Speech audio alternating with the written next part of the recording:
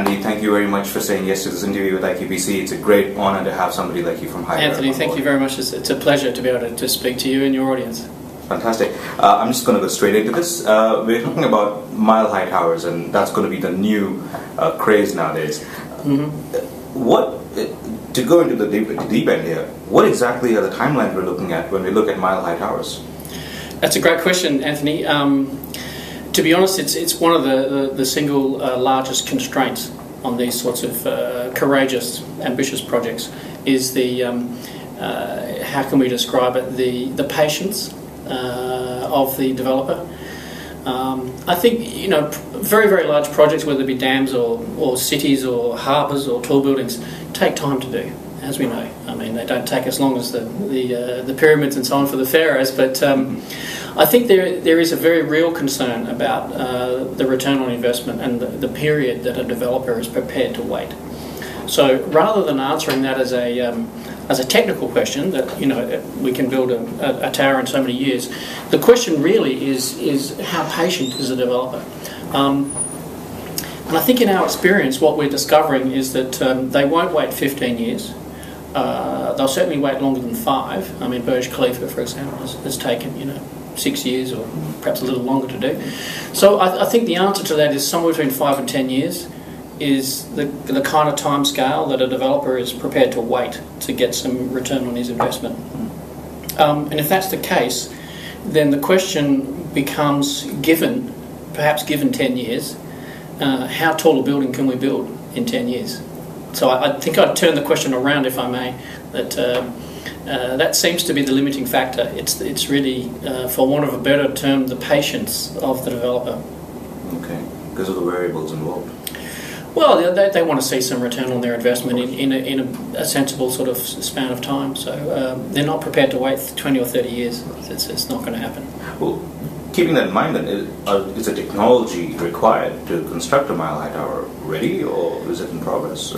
It is, and one of the curious things about all of man's kind of great, courageous endeavours is that when you break them down, they're actually made up of a series of pieces, each piece of which is known very, very well, and that if we're trying to fly to the moon, or if we're doing other extraordinary things, building a mile-high tower, the real task of the design team is to take that seemingly new and exotic challenge and break it into pieces that we can understand. And if we can understand each bit of it, the materials side, the vertical transportation side, the cladding side and so on, break it into a series of little sub-problems, and then the whole thing becomes quite manageable. So I think one of the rules in doing extraordinary projects is to don't try and make it reliant upon some new or extraordinary or exotic material.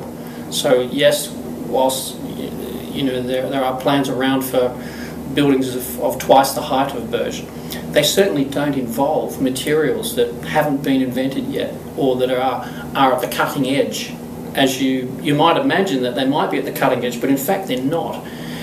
The secret in doing these fantastic projects is to choose pieces of the puzzle that you can reliably deliver, and then put all those pieces together, perhaps in an unusual way, to get a guaranteed outcome. That's really the secret in doing these kind of extraordinary projects. Interesting. So that actually answers my next question, is that if the technology is present, considering the technology is present or is being perfected as we go along, is the specialist manpower in place for such projects that have never been done before, for example? Well, that's another interesting question, because particularly in the Middle East, I think we do rely on a lot of fairly unskilled labour to do things, and so if we can train that labour force to do certain tasks over and over again, then for that piece of the puzzle, that's quite an adequate thing to do. So you don't actually require a hugely specialised or highly trained workforce, perhaps not in the delivery side. In the design side, perhaps a little different there. There are some technologies that are available to us now, particularly computational and experimental techniques that we didn't have previously. But if I could give you a very interesting example, back at the turn of the century, the tallest building on Earth was around about half the height of the Eiffel Tower. Something like that, approximately, okay?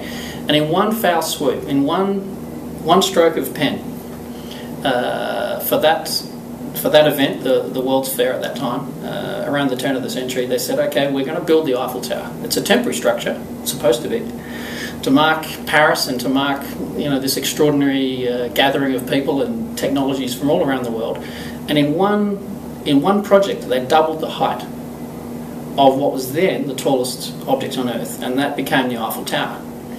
So, you know, when people ask us as engineers in this generation, they ask my generation, okay, you know, isn't it an extraordinary thing that you're doubling the height of the current tallest building? Actually, you know, it's been done before. It's quite centering actually to contemplate that we're really following in other people's footsteps. You know, perhaps we're not as clever as we think we are sometimes. Maybe we overestimate ourselves. We do, yeah, a little. So, you know, some of the things that were done in the past were absolutely extraordinary. You know, some of the long span bridges that were built, you know, they don't look that long these days, but that might have been 2 or 3 times the length of anything that had ever been done. And the Eiffel Tower is a fabulous example of a project that's exactly that. So, okay, Burj Khalifa is 800 metres now, and, you know, a mile-high building is 1,600 metres.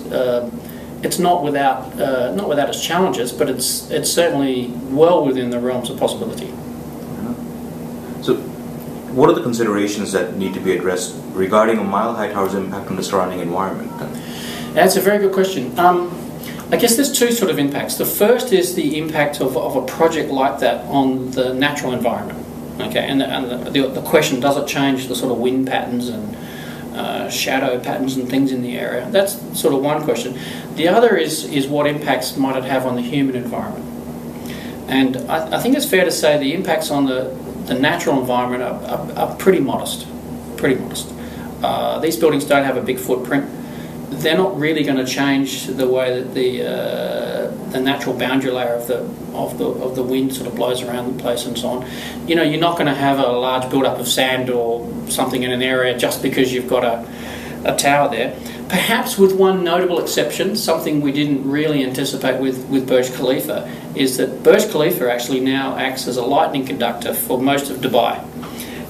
If you've ever been here in Dubai and during a severe electrical storm, and if you're brave enough to go outside and have a look, we've got some fabulous photographs actually of bolts of lightning that are travelling horizontally perhaps 2 or 3 kilometres, maybe longer, to actually strike the very top of Burj Khalifa. So in that regard, in that curious regard, it has modified the natural environment in Dubai, something we certainly didn't expect. But perhaps on a more serious note, the modifications required to the natural environment, to the human environment, you know, the social infrastructure and so on, are much more profound. Much more profound. You've got a large project like that. It's not just the presence of a mile-high tower itself; it's all of the other developments around it. You know, the mile-high tower might have, you know, several thousand people in it, 5,000 people in it, but the developments that it attracts around it within a radius of perhaps, you know, 5 or 10 kilometres will put a demand for roads and electricity and sewage and water and so on in that area that are astronomical. So the planning that needs to go in and the infrastructure that needs to go in to support what's going to be a very heavily populated area, you know, can't be underestimated actually. So really, the planning for the mile-high building or something like that really should be focused on the effect it has on the human environment more than the natural environment, I think, with the exception of the lightning strikes. Looking at your expertise, from a structural consultant standpoint, what exactly are the innovative designs and technologies that are being looked at now, right, from a stage by stage of development of mile-high tower? That's a great question. You know, something we've noticed that the larger and the more profound a project, the less you can look at it as something in isolation. You know, as just look at the structure or just look at the architecture or just look at the mechanical services. You've got to look at these things as in a holistic sense, as a single working organism, because things that you can get away with, things that don't quite fit and that aren't quite working in harmony for a 20 or 30-storey building, by the time you multiply that up to a 200-storey building, you're going to be in serious trouble. So the way I look at these super tall buildings really is that it's a bit like planning for a camping trip or a long-distance space journey. You've got to spend a lot of time planning and thinking about what you're going to need.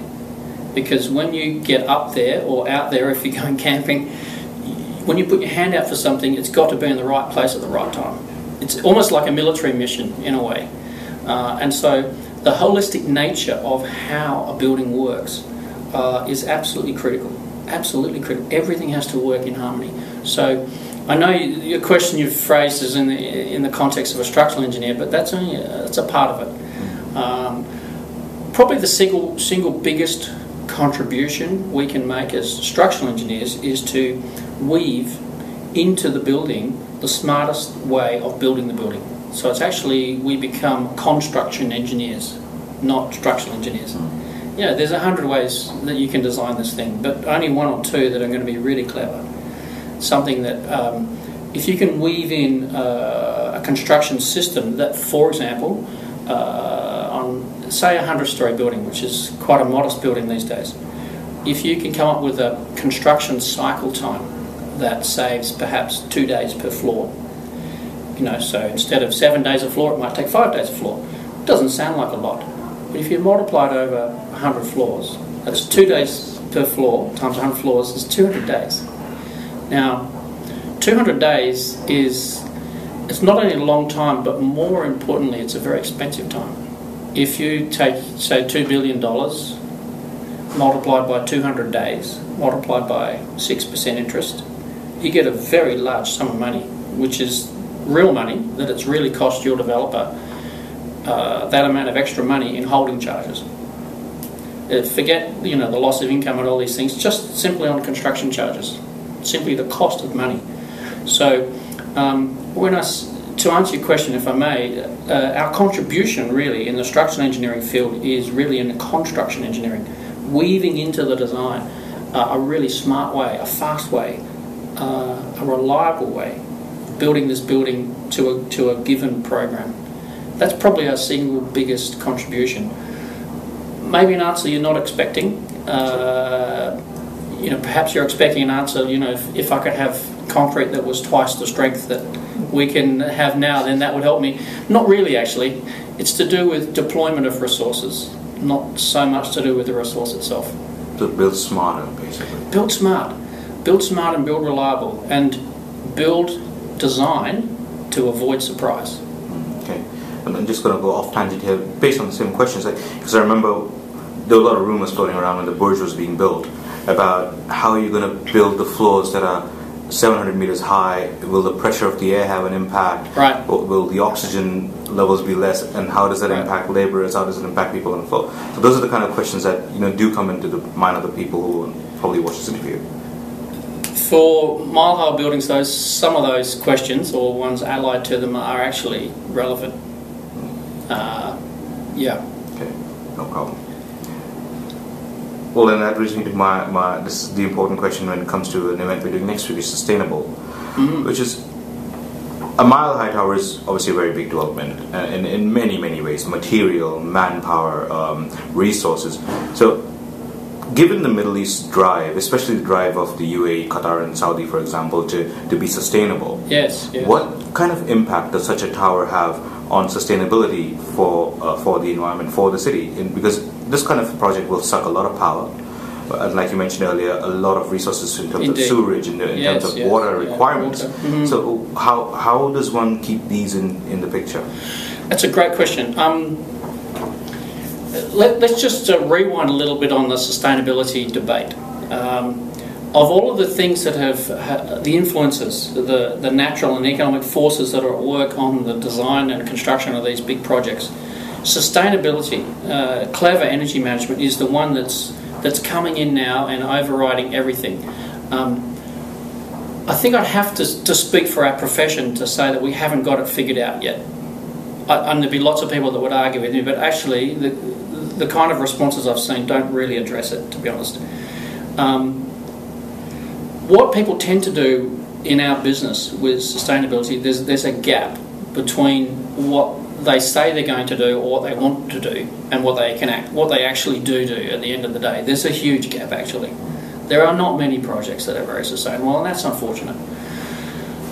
And I think that's for a couple of reasons that can be addressed. I think one reason is the sustainable technologies that we look at these days tend to be applied to a project after it's designed. They just tend to be painted onto the project. You can look at things like solar panels and they're all fabulous. They're all great ideas, all these things. But if it's just a question of adding them to a project, that's not sustainable design. Okay, that's just adding something to a project.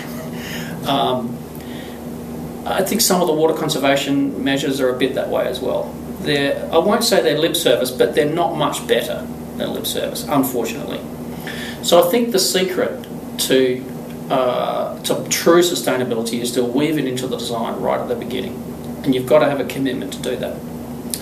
And I think the second observation I'd make is that most of the sustainable technologies that we are looking at as an industry, the numbers just don't stack up, and I'm not talking about economics. Economics is a separate thing. Economics will solve itself with time, I'm sure.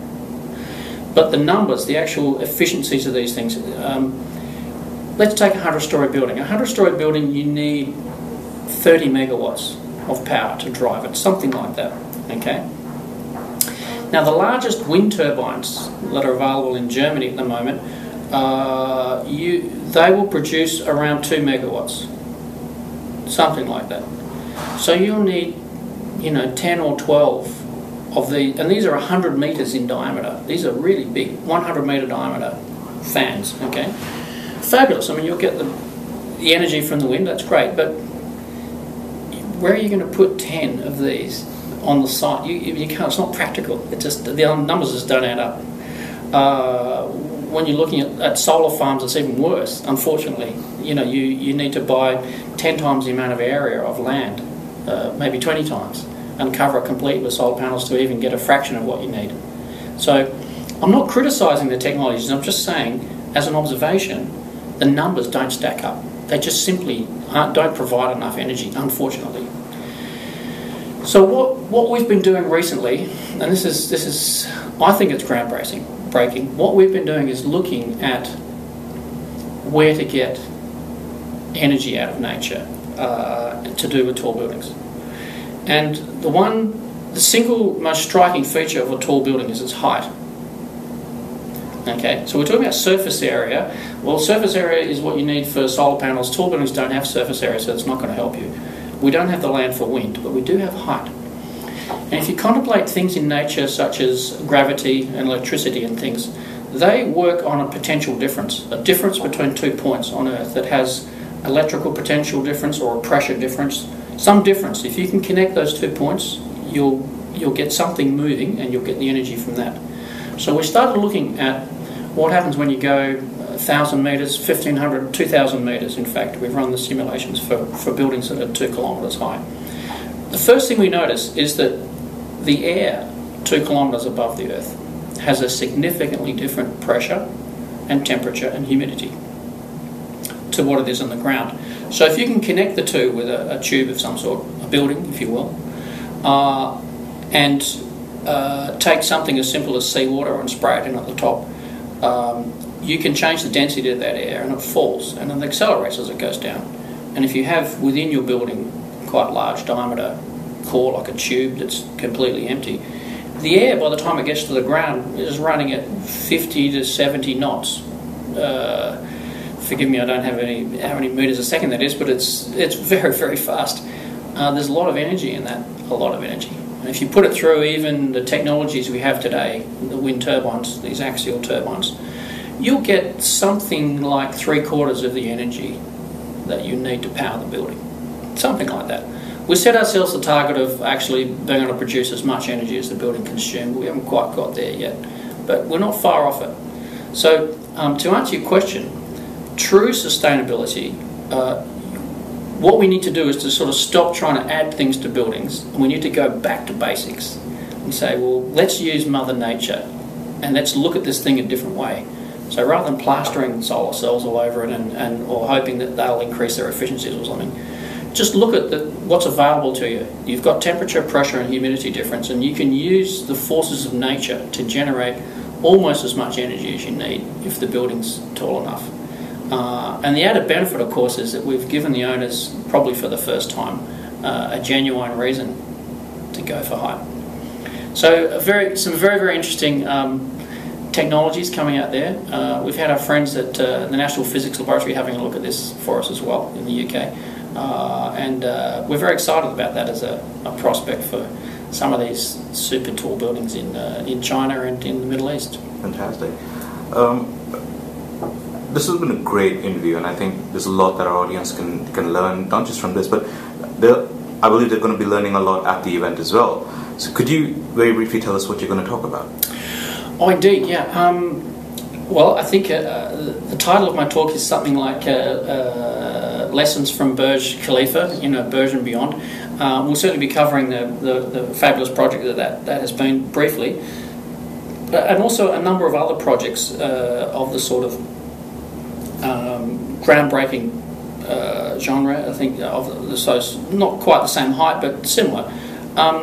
And then what we'd like to do is to take from those projects, by way of case studies, some lessons that we've learned by way of design and construction, package those together and show you how we're applying those lessons to the design of the next generation of buildings, which are these super tall buildings for clients who are interested in, as I say, in the Middle East and in China, and seeing how we can apply those lessons that we've learnt along the way to the next lot.